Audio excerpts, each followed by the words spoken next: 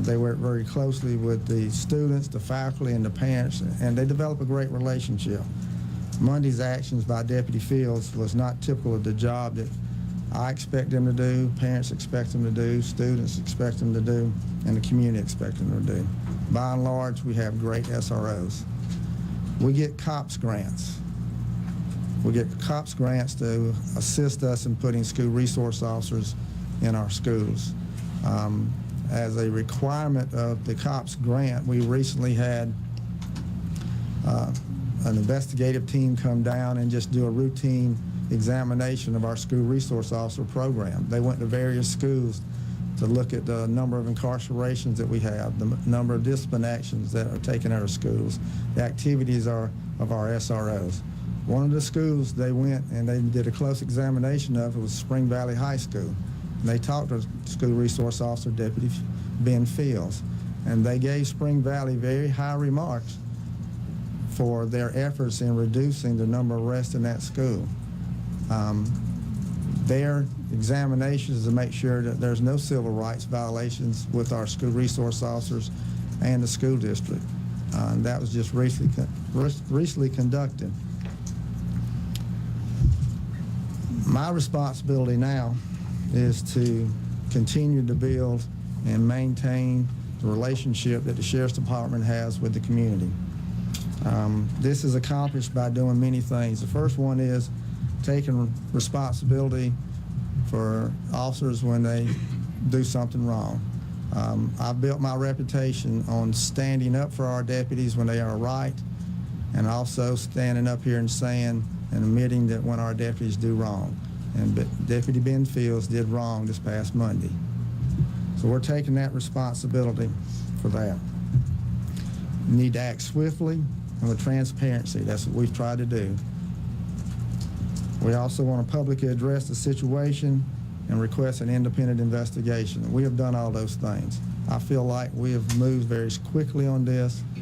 We've done the right thing in our actions in terminating him. We're doing the right thing and continuing to build that relationship that we have with the community. I've contacted various elected officials from federal, state, and local and discussed that with them. Discussed it with our religious community. We have a group of pastors that are here with us now that I've been in close contact with. Our Citizens Advisory Council, we have those members here.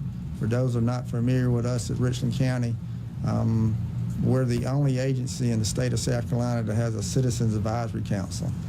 These are individuals from our community that come in and they review everything that we do at our Sheriff's Department, our policies, our procedures, our disciplinary actions, our terminations.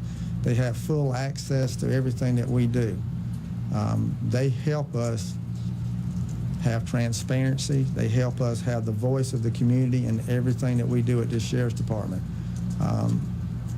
They are here now. This case will be presented to them and they'll review it. But we didn't have time to call an emergency meeting and present it to them first. I felt like we needed to do what we're doing right now, and it needed to be done very quickly, but I've invited them to be here. The chairman's here, and the majority of their members are here also. You know, our schools are schools for education. SROs are part of that process. And when a classroom is disrupted by a student, that disrupts the education process. And the students can't learn and the teachers can't teach. We have to have discipline in our schools. Now, whose responsibility is that? That falls on all of us. That falls on parents, that falls on the students, that falls on the teachers and administrations. We must not lose sight that this whole incident started by this student. She is responsible for initiating this action. There's some responsibility that falls on her.